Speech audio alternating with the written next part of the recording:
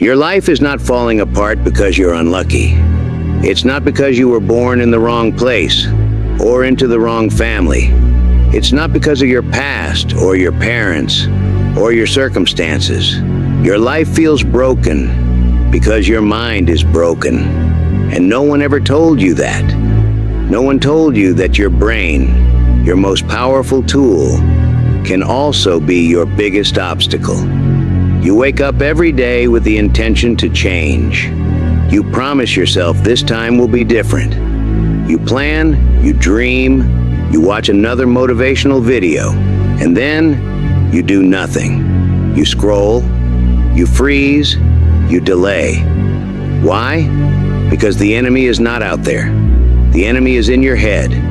It's the voice that says, "You're not ready. You're not smart enough.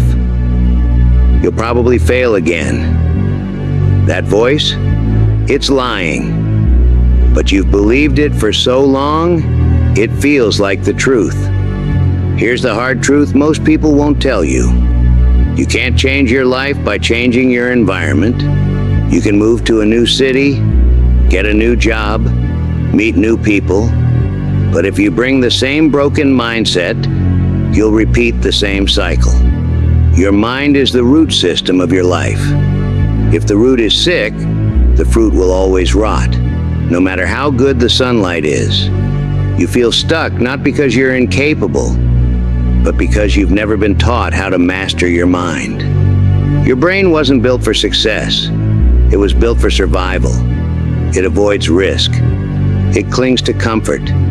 It fears the unknown. That's why when you try to do something hard, your mind resists.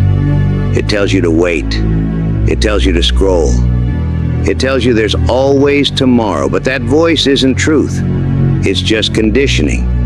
The truth is this: your mind is untrained, and just like a muscle, it can be trained.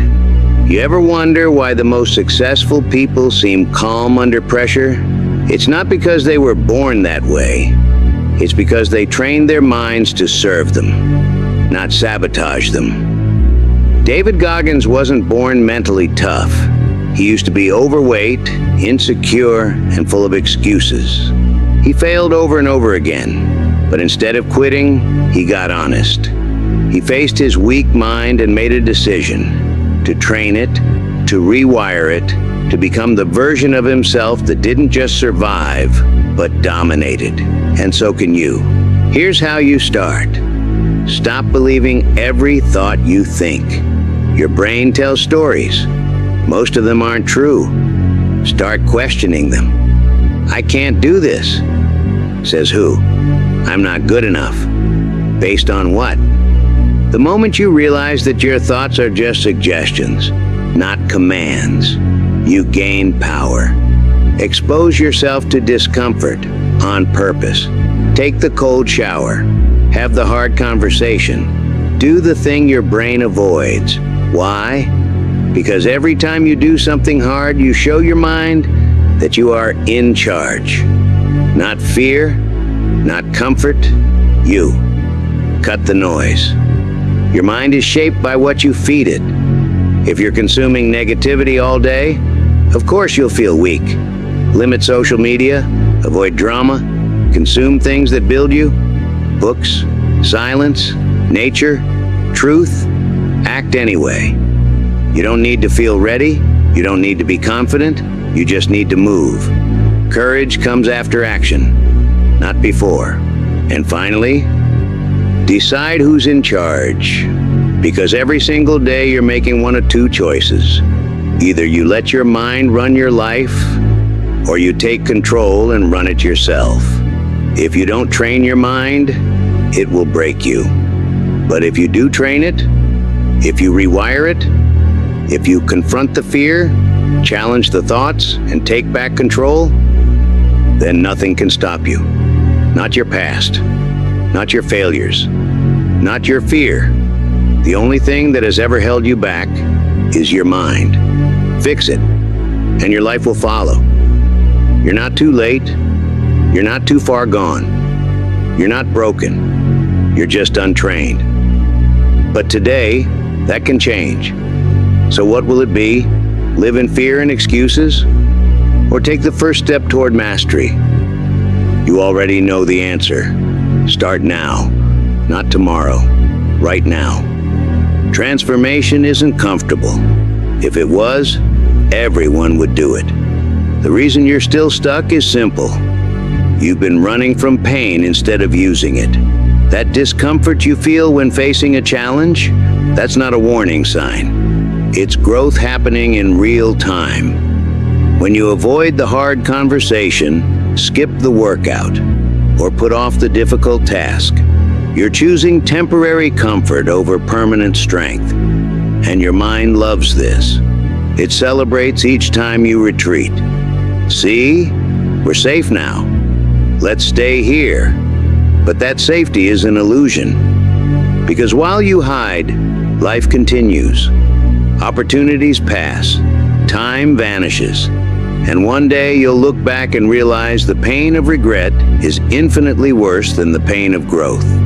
That critical voice in your mind, the one telling you that you're not enough, it isn't even yours. It's a collection of other people's opinions, childhood criticisms, and social conditioning that you've internalized over decades. Your parents' fears, your teachers' limitations, your friends' insecurities, society's expectations, all of it. Living rent-free in your head, masquerading as your own thoughts. When you hear, "You'll never amount to anything," whose voice is that really? When you think people like me don't succeed, who taught you that lie? These aren't your authentic thoughts. They're mental parasites that have been implanted in your mind, often by well-meaning people who are simply passing down their own limitations. The first step to freedom? Recognize these thoughts as foreign invaders, not your own wisdom. You love potential, the dream, the fantasy of what could be. It feels so good to imagine success without having to risk failure. This is why you consume endless content about changing your life but rarely take action. Content consumption gives you the hit of dopamine without demanding anything in return.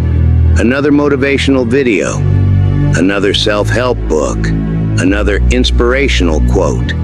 They all give you the temporary high of believing change is coming without requiring you to actually change. But potential without action is just another form of self-deception. The most dangerous addiction isn't drugs or alcohol. It's the addiction to someday. Someday, I'll start that business. Someday, I'll get in shape. Someday, I'll have the courage. Someday is a fantasy that keeps you comfortable while life passes you by. Look around you.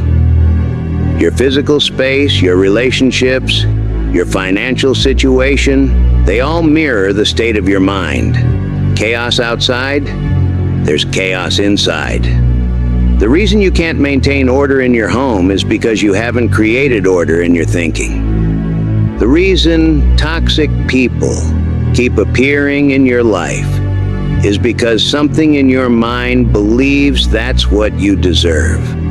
The reason money slips through your fingers is because abundance doesn't align with your subconscious beliefs. Your external world will always reorganize itself to match your internal reality. This is why people who win the lottery often end up broke again. This is why someone can move across the world and still recreate the same problems. Your mind is the blueprint. Your life is simply following the design. So how do you actually rewire a lifetime of mental conditioning? Through daily, deliberate practice. Challenge your narratives. When your mind says, "This is just how I am," respond with, "According to whom?" Identity is fluid, not fixed. You can become anyone you decide to be, if you're willing to question who you've been. Create before you consume. Start your day by producing, not absorbing. Write, building, solve, create. Give your mind the message that you are a maker, not just a taker. Speak power into existence. Your words create your reality. Replace "I'm trying" with "I am." Replace "I hope" with "I will." Your subconscious is always listening. Make sure it hears strength, not weakness. Celebrate small victories. Your mind needs evidence that change is possible. Each tiny win, waking up earlier, choosing water over soda, reading instead of scrolling, builds the case for your potential. At some point, you have to make the decision that mental weakness is no longer acceptable. That excuses are for those willing to live small. That fear might be present, but it will never be president. This isn't about becoming perfect. It's about becoming powerful. The world doesn't reward perfection. It rewards those with the mental strength to persist when others quit, to focus when others get distracted, to believe when others doubt. Your current life is the sum total of your mental choices. Your future life will be determined by the same. The question isn't whether you can change your life. The question is, will you finally take control of the mind that's been controlling you? The battle is internal. Win there, and you'll win everywhere.